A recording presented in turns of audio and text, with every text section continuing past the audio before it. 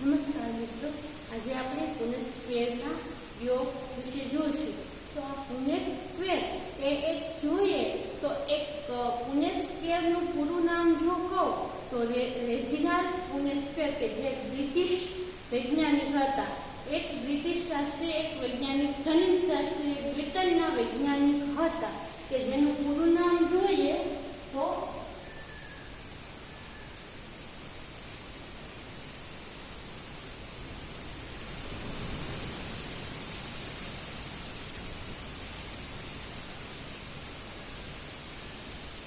જેનું પૂરું નામ જોઈએ તો રેજિનાલ્ડ પુનેટ સ્ક્વેર હતું, કે જે છે એ એક સંકલન પ્રયોગ, કે મેન્ડલે જે એક સંકલન પ્રયોગ આપ્યો હતો એ એક સંકલન પ્રયોગને કઈ રીતના છે એ આમ તો જોઈએ ને તો યાદ રાખવા માટે ઈઝી પડે, એટલા માટે એણે એ જ પ્રયોગને સ્ક્વેર ખાનામાં, એટલે કે ચોક્કસ ચોરસ ખાનામાં ગોઠવી દીધા, જેથી કરીને સંખ્યાની ગણતરી કરવા માટે આપણને છે ઈઝી પડે. એટલા માટે એણે છે એ મેન્ડલના પ્રયોગનો ઉપયોગ કરી અને રેજિનાલ્ડ પુનેટ સ્ક્વેર છે એ આ પ્રયોગ છે એ સ્ક્વેર ખાનામાં છે એ આપ્યો છે.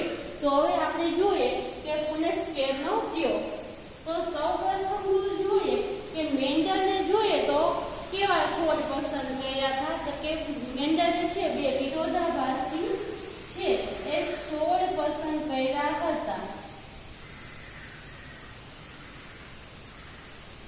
હવે એ માટે એને કેવા છોડ પસંદ કર્યા હતા, તો કે ઊંચા અને નીચા. એ તો આપણને ખ્યાલ છે કે એક છોડ એવો હોય કે જે ઊંચો હોય, જ્યારે બીજો છોડ છે એવો હોય કે જે નીચો હોય. તો એના માટે એને સંજ્ઞા છે એ ઊંચા માટે જોઈએ તો ટી લીધી અને જોઈએ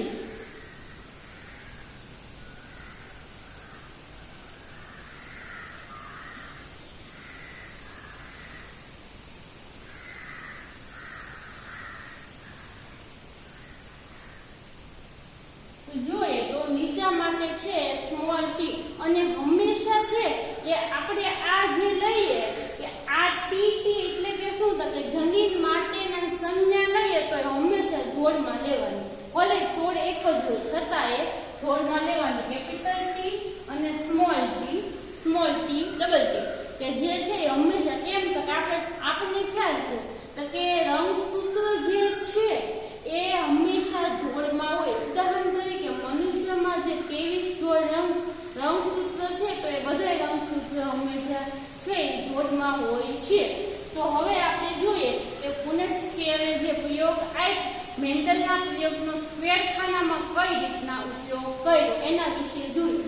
હવે આગળ જોઈએ કે એણે શું કર્યું, તો કે પહેલા તો મેન્ડલે જોઈએ તો પહેલા મેન્ડલે છે એ ઊંચો છોડ કે જેના માટે એને કેપિટલ ટી લીધું.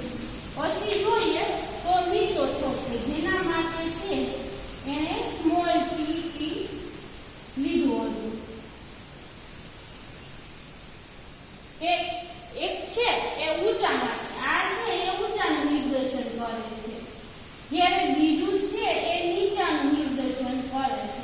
હવે આ બંને છોડ વચ્ચે એને સંકલન કરાયું. હવે ઈ સંકલન કરાયું એ આપણે કાલે જોઈ ગયા કે જે કેવો પ્રયોગ દ્વારા કરાયું, તો કે કોથળી ચડાવો અને ઈ જોઈએ કે ઇમસ્ક્યુલેશન પ્રયોગ દ્વારા જે પરાગ છાતી અને જે પ્રયોગ કર્યો એ પછી એ કોના વચ્ચે, તો કે આ બંને વચ્ચે છે એ કરવામાં આવ્યો હતો.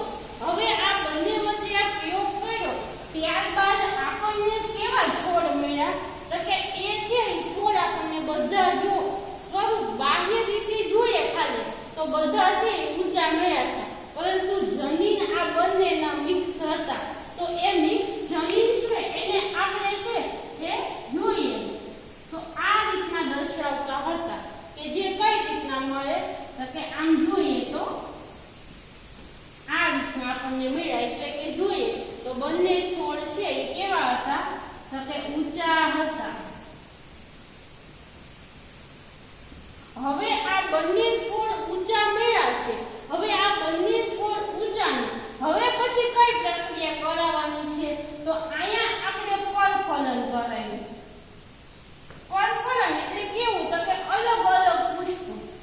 રાશિ ભલે એક, પરંતુ પુષ્પ જેના અલગ અલગ હોય તેને પરફલન પ્રક્રિયા કહેવામાં આવે છે, કે જે આપણે પહેલા યુનિટમાં આવતું. હવે જોઈએ કે આ પરફલન પ્રક્રિયા કરાવીને પછી અહીંયા શું કરવાનું છે, તો કે સ્વફલન. કે જોઈએ આ બધા સ્વફલન, પરફલન એ પરાગનયન પ્રક્રિયાના છે એ ઉદાહરણો છે. હવે સ્વફલન કરાવે છે ત્યારે એને શું નિપજ મળે છે, તો કે ત્યારે છે એને નિપજ તરીકે શું મળે છે, તો નિપજ તરીકે છે એને જોઈએ તો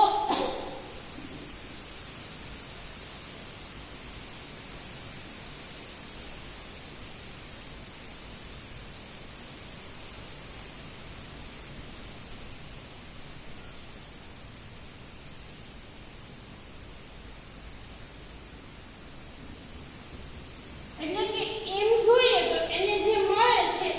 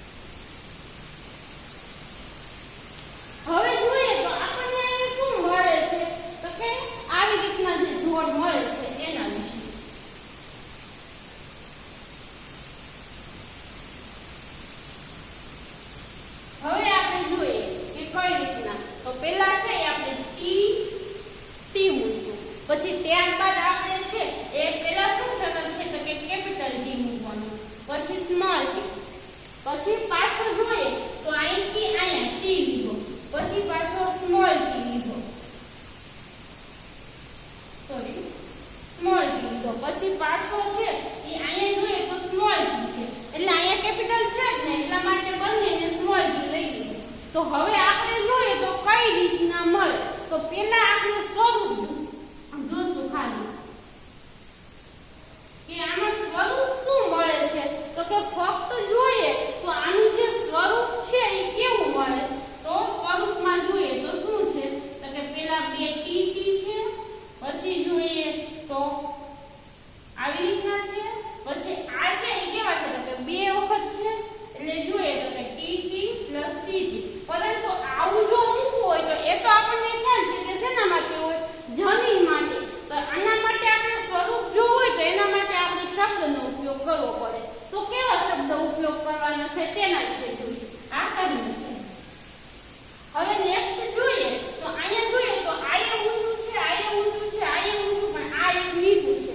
હવે આની તો ખ્યાલ આવી જાય કે આ ઊંચું છે, પણ આ બંને નીચા છોડના છે એમ કેમ કહેવાય. તો કે ખબર છે કે આ ટી કે જે ઊંચા છોડ માટેનો છે એ નીચા છોડ ઉપર પ્રભાવી થઈ ગયો, એટલે આ બંને છોડ છે એ ઊંચા જોવા મળ્યા, એટલે આ પ્રસંગ થયું ને આ પ્રભાવી થયું.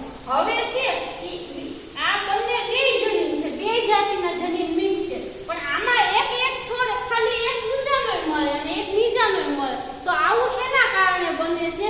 તો કે આવું છે એટલા માટે તો કે વિશ્લેષણના નિયમને કારણે. તો કે અમુક વખત છે એ અધિકરણની પ્રક્રિયા દરમિયાન જ્યારે પરાગ અંડકોષના માધ્યમમાં જાય છે ત્યારે અમુક જાતિ છે એટલે અમુક વટાણા છે એમાં એકના જ લક્ષણો, એકના જ એલેલ જોવા મળે. એલેલ એટલે જનીન, એલેલ એટલે જનીન, વૈકલ્પિક કારક કે વિરોધાભાસી હોય, આ વૈકલ્પિક કારક કહેવાય. પણ આ છે એ સમયુગ્મી કહેવાય, આ સમયુગ્મી કહેવાય. સમયુગ્મી એટલે સરખા ને વૈકલ્પિક કારક એટલે અલગ અલગ જનીન મિક્સમાં હોય.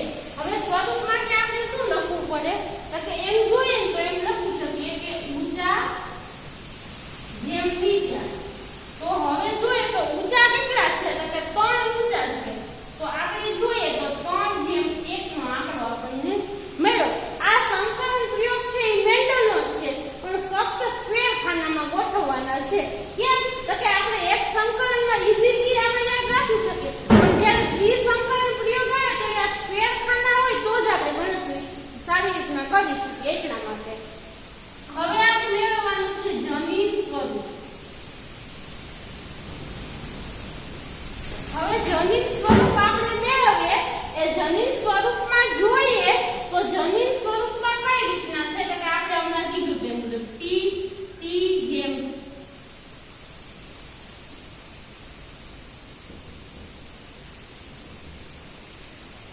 આ રીતના આપણને મળે. તો હવે આપણે જોઈએ કે આમાં શું મળે. તો કે આવું ફક્ત કેવું કેટલા છે. તો કે એક જ છે.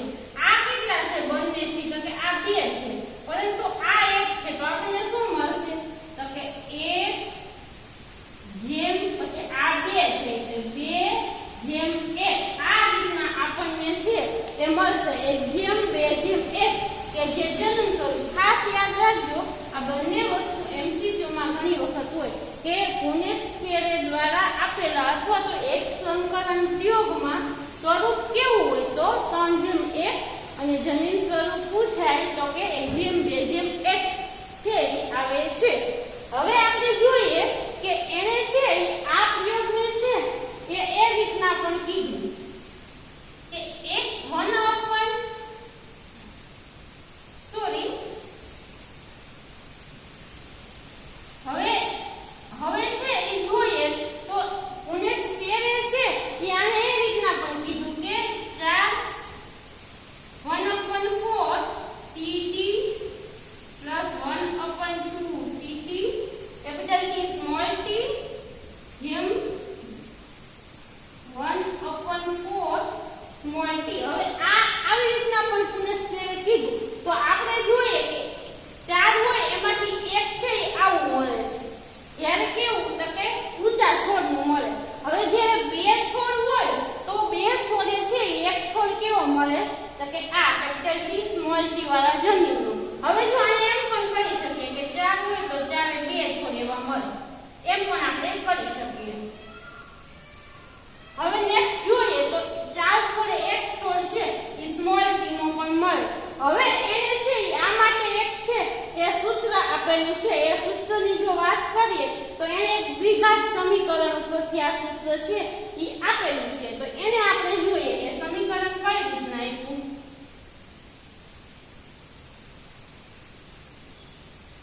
તો જોઈએ કે દ્વિઘાત સમીકરણ પ્રમાણે એને સૂત્ર આપ્યું ax ગુણ્યા by સ્ક્વેર આ સમીકરણ છે 10મા ધોરણમાં આવતું કે જે એના પ્રમાણે એની ગોઠવણી ખાલી આપણે આને એક્ઝામ્પલ નથી પણ ખાલી ફક્ત સૂત્ર યાદ રાખવાનું છે તો એને આપ્યું 1/2 t ગુણ્યા 1/2 સ્મોલ t અને સ્ક્વેર આ સૂત્ર છે કે બે છોડે એક છોડ છે એટલે કે જોઈએ તો બે છોડે એક છોડ છે એ કેપિટલ T અને સ્મોલ t એટલે કે 50% જોઈએ ને તો 50% છોડ કેના હોય તો કે ઊંચાના હોય અને 50% જનીન છે એ નીચાના હોય છે ને જનીનમાં બાહ્યમાં નહીં ખાલી ફક્ત જનીન સ્વરૂપમાં કે બંનેના 50% આપણે જોઈએ ને ઘર અહીં જોઈએ તો આમાં T ગણી લો તો T 1 2 3 4 ઈ જ રીતના છે ઈ સ્મોલ t ગણી લો 1 2 3 4 તો 50% શું તો હવે આપણે આને જોઈએ તો આનો સ્ક્વેર છે એટલે આપણે બે વખત લખી દઈએ 1/2 કેપિટલ T પ્લસ 1/2 સ્મોલ એને ગુણ્યા 1/2 કેપિટલ T પ્લસ 1/2 સ્મોલ હવે આપણે છે ઈ જોઈએ તો કઈ રીતના મળે તો કે આપણે આ બંનેને પહેલા લઈ લઈએ તો 1/2 4 એટલે કે 4 t કે કેવા ચારે એક કેવો મળશે તો કે ઊંચા છોડનો પછી જોઈએ તો કે પ્લસ જોઈએ તો એક આપણે ખાલી દઈએ પછી જોઈએ તો કે હવે આ બંનેને લઈ લઈએ તો કે 1/2 4 એટલે કે 4 સ્મોલ t સ્મોલ t હવે જોઈએ તો આના આખા સ્ક્વેર છે એટલે આનું પણ સ્ક્વેર થશે આખાનું એકવાર આનું લીધું એકવાર આનું લીધું હવે આખાનું એટલે કે 1/2